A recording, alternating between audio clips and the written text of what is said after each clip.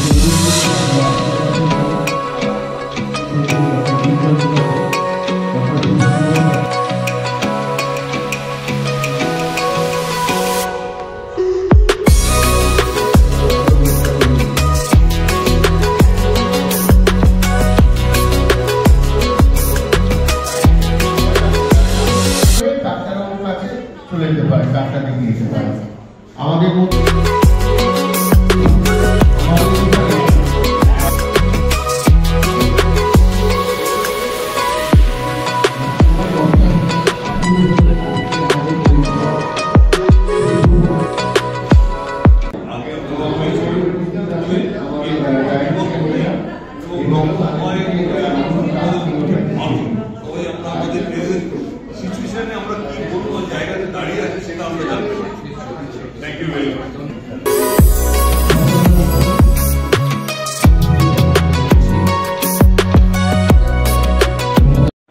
আজকে আপনাদের জিডি ব্লকে আমরা এসি হেলথ চেকআপ ক্যাম্প করতে এর পাশাপাশি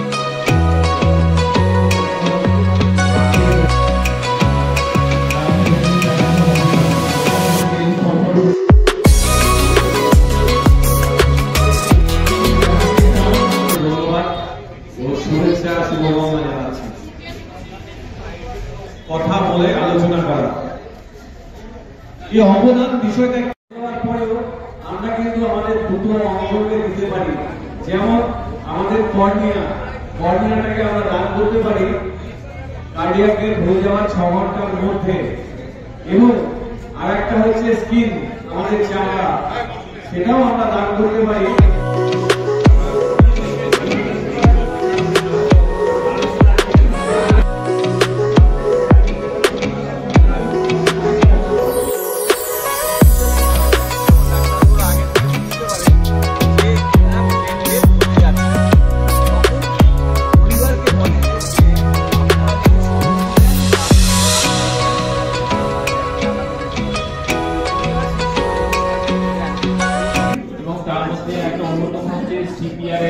ডেমনস্ট্রেশন যেটা খুবই উপযোগী, এই আয়োজন করতে পেরেছি।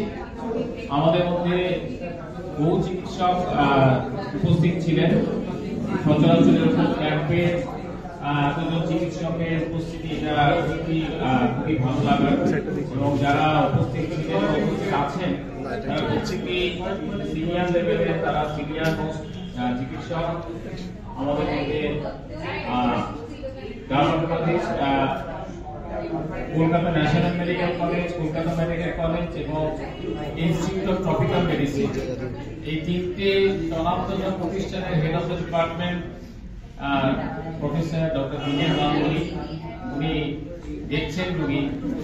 তো স্যারের মতো মানুষকে পাওয়া, এবং উনি যদিও সল্লেগিরি বাসিন্দা, আপনাদেরই হয়তো প্রতিবেশী।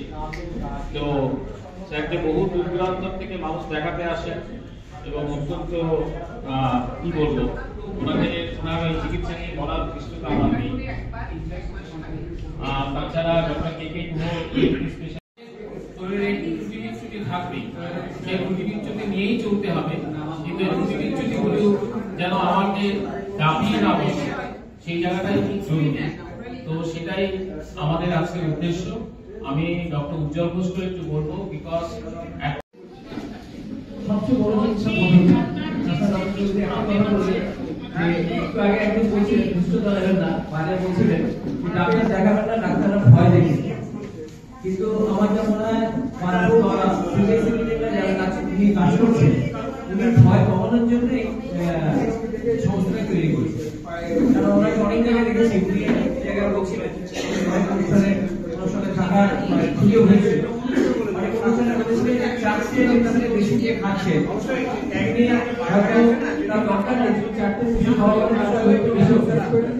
তো এই যে উনি একটি কথা বললেন যে জানে না তার কটা ওষুধ খাওয়া দরকার, একটা স্পেশালিস্টের কাছে যান, একটা ওষুধ খাতে খেতে হবে। কিন্তু একটা কমিউনিটির মাধ্যম দিয়ে তাকে যে কটা ওষুধ খেতে হবে সিস্টেমটা তৈরি করে দেওয়া হয়। এর জন্য আমাদের সবচেয়ে সহজ উপায় হচ্ছে পালস চেক। তাহলে চেক পালস।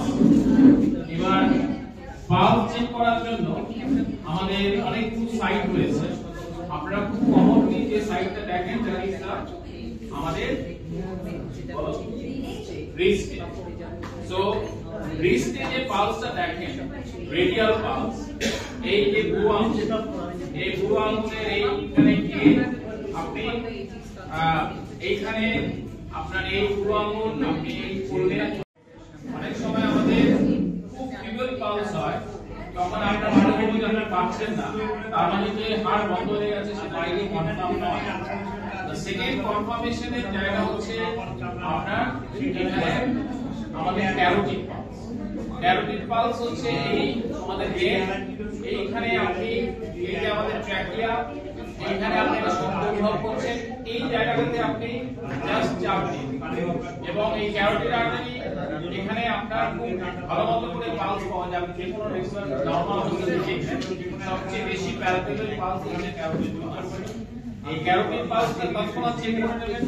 যদি দেখেন এখানে কিছু ফিল হচ্ছে না, তার মানে আপনাকে বুঝতে হবে যে হার্ট স্টপ হচ্ছে, এবং আপনি ব্রিদিং স্টপ হয়েছে কিনা আপনি আমাদের ইউজুয়ালি অ্যাবডোমিনাল ওঠানামা, এটাই আমাদের রেসপিরেশনকে ডিনোট করে। যখন কোনো পেশেন্ট সিপিআর দাঁড়িয়ে বা বসার জায়গা নেই, পেশেন্ট তো আনকনসিয়াস হয়ে শুয়ে পড়ে, এই জায়গাটা চেক করলে যে ওঠানামা করছে কিনা, বা আপনি কাল দিয়ে শোনার চেষ্টা মানে দেখার চেষ্টা করবেন যে নাকে এখানে কোনো ইয়ার বেরোচ্ছে কিনা। কিন্তু এইসব হচ্ছে সময়টা খুব বেশি নষ্ট করা যাবে না, বিকজ আমাদের ব্রেন ম্যাক্সিমাম 5 মিনিট সার্ভাইভ করে আফটার স্টপেজ অফ হার্ট বন্ধ হওয়ার ম্যাক্সিমাম 5 মিনিট। তাহলে আপনার সিপিআর প্রতিদিন করতে গেলে that should B started within the 5 minutes. আপনার সিপিআর যত তাড়াতাড়ি আপনি সিপিআর শুরু করবেন, চান্সেস অফ সার্ভাইভেবিলিটি, এর মানে এই নয় যে সার্ভাইভ হয়ে যাবে, কিন্তু সার্ভাইভেবিলিটির চান্সেস কিন্তু তত বেশি। এবার আপনি পেশেন্ট শুয়ে রইল, দেখবেন এটা হচ্ছে সবচেয়ে পেইনফুল একটা স্টিমুলেশন। যদি কোনো রেসপন্স পান তাহলে বুঝতে হবে যে পেশেন্ট ইজ কনশাস, পেশেন্ট মানে পেশেন্ট কনশাস না, পেশেন্ট ইজ অ্যালাইভ, এবং পেশেন্টের তখন মানে হার্ট বন্ধ হয়নি বা কিছু বন্ধ হয়নি, এই রেসপন্স যদি দিতে পারে। যদি দেখেন যে কোনো রেসপন্স নেই, তাহলে আপনাকে বুঝতে হবে যে এবার আপনার সিপিআর দেওয়ার। এর পরের কাজটা হচ্ছে এয়ারওয়ে। এয়ারওয়েটাকে আপনি এইভাবে হেড থেকে ডাউন করে চিপটাকে চিপ করবেন, এইভাবে করলে পরে এই দেখাচ্ছে এই করে আপনাকে নেকটাকে এক্সটেন্ড করতে হবে।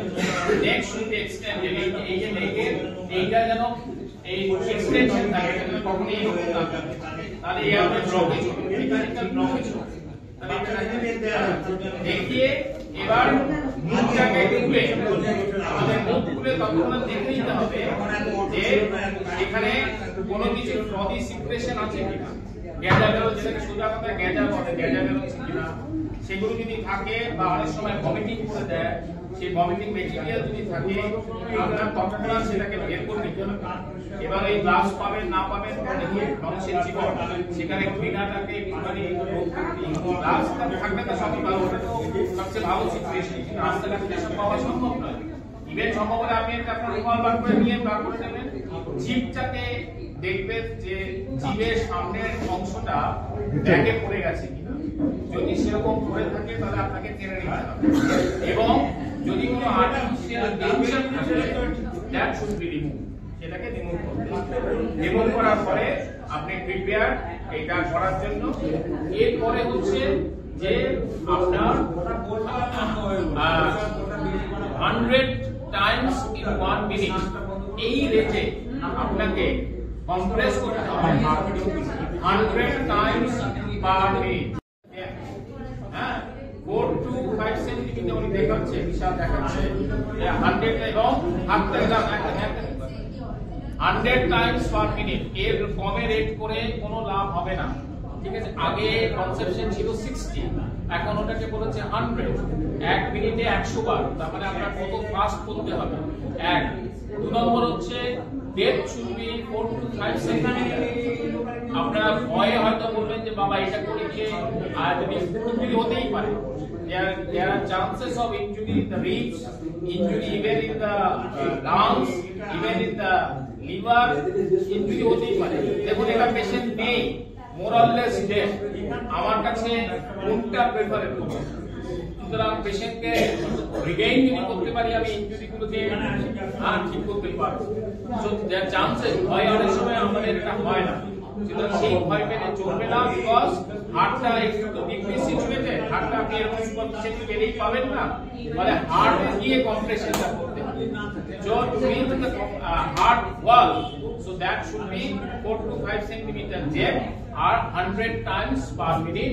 এই রেটে আপনাকে ইকুয়ালি আপনাকে ওঠানো নামানো এটা যেন ইকুয়াল।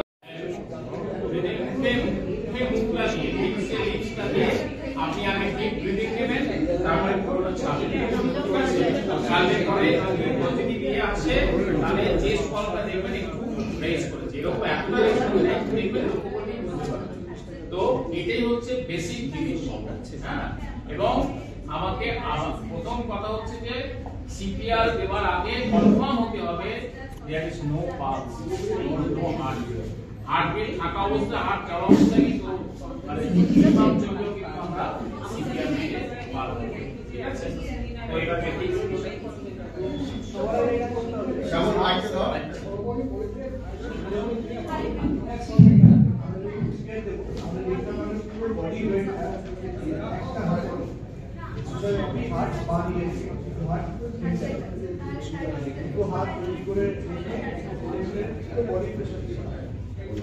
Now আপনার palm যেটা এটা that should be situated in the central, lock করবেন, চেক।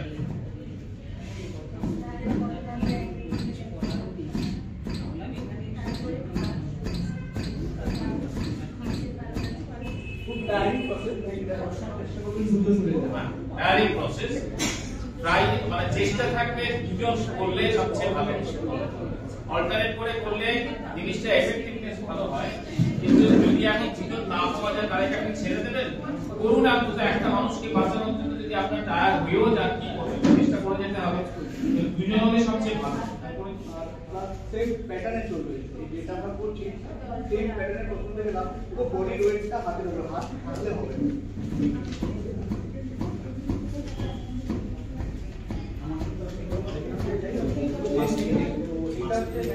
আমি আপনারা মেশিনটা ঠিক হচ্ছে কি সেটা দেখার জন্য এই মেশিনটা ফিট সেন্টিমিটার স্যার বলবো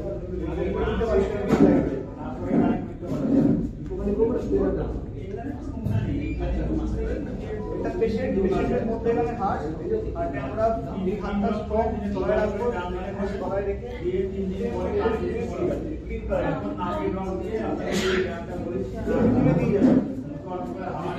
কতটা নামছে ওই একটু হালকা করে, ওই সময় আপনাকে ভালোবাসা করলে হবে না, ওই সময় আপনাকে একটুখানি ওনার প্রতি মানে এই হতে হবে, কঠোরই হতে হবে, বিকজ আদারওয়াইজ ভালোবেসে না হবে।